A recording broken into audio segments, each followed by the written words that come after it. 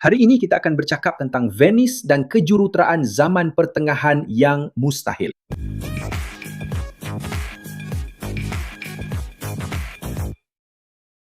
Pernahkah anda terfikir bagaimana mungkin untuk menampung sebuah bandar yang keseluruhannya diperbuat daripada batu dan bata di atas paya yang tidak stabil dan dikelilingi oleh air masin? Bayangkan cabaran untuk membina istana-istana mewah dan gereja-gereja monumental di tempat di mana tanahnya hanya terdiri daripada lumpur dan tanah liat lembut, tanpa sebarang asas kukuh yang jelas. Bagaimana para pembina pada zaman pertengahan berjaya membina salah satu bandar paling ikonik di dunia tanpa bantuan konkrit bertetulang, kren moden atau kajian geologi yang canggih? Hari ini, kita akan menyelami rahsia-rahsia Venice untuk memahami bagaimana kejuruteraan telah mengubah tempat perlindungan yang tidak dijangka menjadi karya agung ketahanan dan kreativiti yang telah menentang masa selama lebih 1000 tahun. Tetapi untuk memahami kehebatan di sebalik Venice, kita perlu kembali ke masa lalu, khususnya pada tahun 452. Pada masa itu, semenanjung Itali menghadapi ketakutan akibat pencerobohan barbar yang dipimpin terutamanya oleh Attila, Raja Hun. Sementara bandar-bandar di tanah besar dirompak dan dimusnahkan, penduduk tempatan mencari perlindungan di satu-satunya tempat yang tentera berkuda tidak dapat sampai, iaitu pulau-pulau berlumpur dan paya-paya di Lagun Venice. Apa yang bermula sebagai kem sementara untuk nelayan dan pelarian yang terdesak akhirnya menjadi asas kepada sebuah kuasa maritim. Namun, untuk mengubah pulau-pulau berlumpur itu menjadi sebuah metropolis, penduduk Venice terpaksa mencipta penyelesaian kejuruteraan yang tidak pernah diuji pada skala sebesar itu. Mereka menghadapi kakisan marin dan ketidakstabilan tanah dengan cemerlang. Halangan pertama dan terbesar untuk membina di Venice ialah ketiadaan tanah yang kukuh. Penyelesaian yang ditemui oleh jurutera zaman pertengahan ringkas tetapi berani. Mereka memutuskan untuk mencipta asas kukuh mereka sendiri dengan memacak berjuta-juta cerucuk kayu ke dasar laguna. Batang-batang kayu ini, yang kebanyakannya diperbuat daripada kayu oak dan larch, dibawa dari hutan di Slovenia dan Kroasia. Batang-batang kayu itu dipacak menembusi lapisan lumpur di permukaan, sehingga mencapai lapisan tanah liat yang jauh lebih padat dan mampat, dikenali sebagai caram. Dan berbeza dengan apa yang anda mungkin bayangkan, kayu itu tidak reput walaupun telah berlalu berabad-abad lamanya. Oleh kerana tiang-tiang itu tenggelam sepenuhnya dan tertanam dalam lumpur, ia tidak bersentuhan dengan oksigen yang menghalang pembiakan kulat dan bakteria yang menyebabkan pereputan. Dengan berlalunya masa, aliran air yang kaya dengan mineral secara berterusan menyebabkan kayu itu melalui proses mineralisasi, menjadikannya begitu padat dan keras seperti batu itu sendiri. Di atas hutan terbalik yang terdiri daripada tiang-tiang ini, orang Venesia meletakkan 2 lapisan papan kayu dan kemudian 1 asas batu istria. Batu ini adalah sejenis batu kapur kalis air yang diekstrak dari semenanjung Istria. Dan ia sangat penting kerana tidak menyerap air masin, berfungsi sebagai penghalang penebat yang menghalang kelembapan daripada naik ke bata-bata di dinding atas. Tanpa lapisan peralihan ini, capillarity akan memusnahkan struktur dalam beberapa tahun sahaja akibat penghabluran garam. Sungguh mengagumkan untuk difikirkan bahawa Basilika Santa Maria della Salute, sebagai contoh, terletak di atas lebih daripada 1 juta batang kayu yang masih menjalankan fungsi strukturnya hingga ke hari ini. Menghadapi struktur yang begitu besar, adakah anda percaya bahawa kejuruteraan moden akan memilih bahan selain kayu untuk membina asas yang sama? Itu adalah soalan yang menimbulkan perbezaan pendapat. Tetapi satu perkara adalah pasti.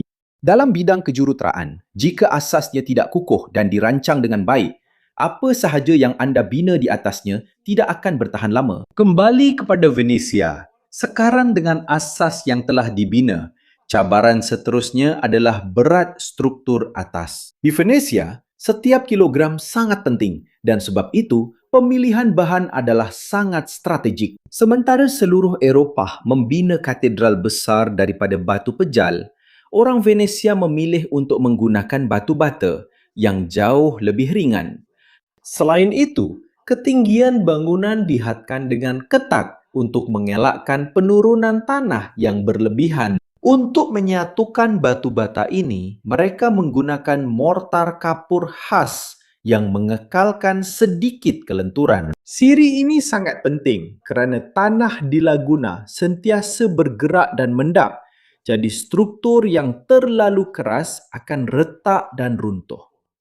Kelenturan ini membolehkan bangunan bernafas dan menyesuaikan diri dengan pergerakan mikro tanah tanpa menjejaskan keseluruhan integriti bangunan. Satu lagi inovasi penting ialah penggunaan batang pengikat besi secara bersilang. Oleh kerana fasad istana-istana Venice biasanya mempunyai banyak tingkap untuk membenarkan cahaya masuk dan mengurangkan berat dinding, struktur tersebut cenderung terbuka ke sisi. Untuk melawan daya ini, jurutera memasang batang besi yang merentasi bangunan dari satu sisi ke sisi lain, mengikat dinding luar pada rasuk kayu lantai. Sistem ini mewujudkan sebuah kotak struktur yang padu yang mengagihkan beban secara sekata. Hasilnya ialah seni bina yang kelihatan terapung tetapi sebenarnya merupakan satu sistem kompleks ketegangan dan keseimbangan. Pada asalnya, Venice merupakan sebuah kepulauan yang terdiri daripada pulau-pulau terpencil di mana pengangkutan hanya dilakukan menggunakan bot. Dengan pertumbuhan penduduk dan perdagangan, timbul keperluan untuk menghubungkan pulau-pulau ini secara kekal. Jambatan-jambatan pertama dibina daripada kayu dan mempunyai anak tangga yang rendah untuk memudahkan laluan kuda yang biasa terdapat di bandar-bandar sehingga abad ke-14. Namun begitu, kayu memerlukan penyelenggaraan yang berterusan disebabkan kelembapan yang melampau. Peralihan kepada jambatan batu menandakan satu lonjakan dalam kejuruteraan bandar. Contoh yang paling ikonik ialah jambatan Rialto yang siap dibina pada tahun 1591.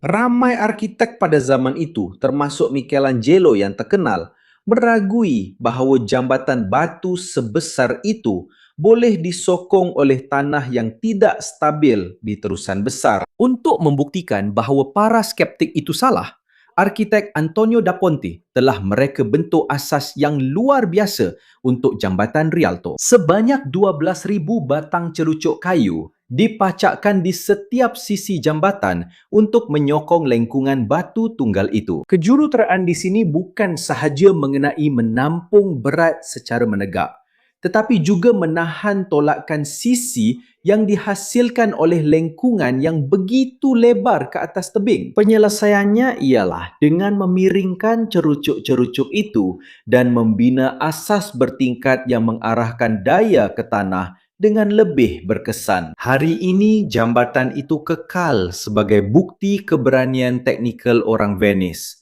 menampung berat ribuan pelancong setiap hari. Tetapi ia tidak berhenti di situ kerana cabaran semakin bertambah. Venice menghadapi satu paradoks yang kejam.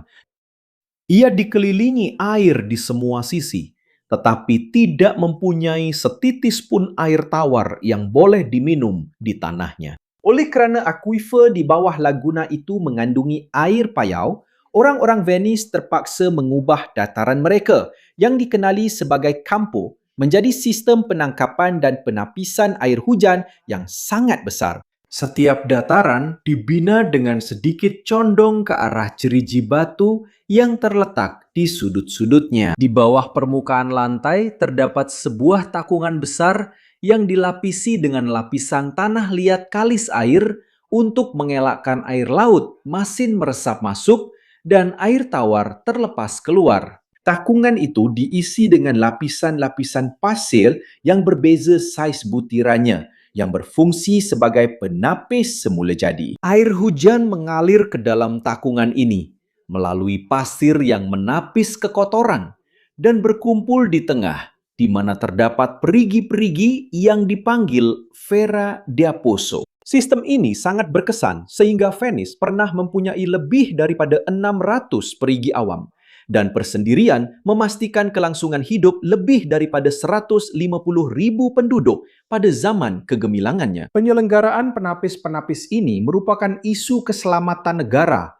dengan undang-undang ketat yang melarang sebarang jenis pencemaran berhampiran kawasan tadahan. Ia merupakan kejuruteraan hidrolik pasif yang hanya menggunakan graviti dan bahan semula jadi untuk menyelesaikan masalah penting ini. Anda boleh bayangkan bagaimana logistik sebuah bandar moden akan berfungsi jika kita terpaksa bergantung sepenuhnya kepada air hujan yang ditapis melalui tanah di dataran kita. Dan dalam situasi itu, bagaimana kita hendak menguruskan sistem pembetungan? Di sebuah bandar yang padat penduduk dan tiada tanah untuk menyerap sisa, pengurusan sisa menjadi cabaran kesihatan yang sangat besar.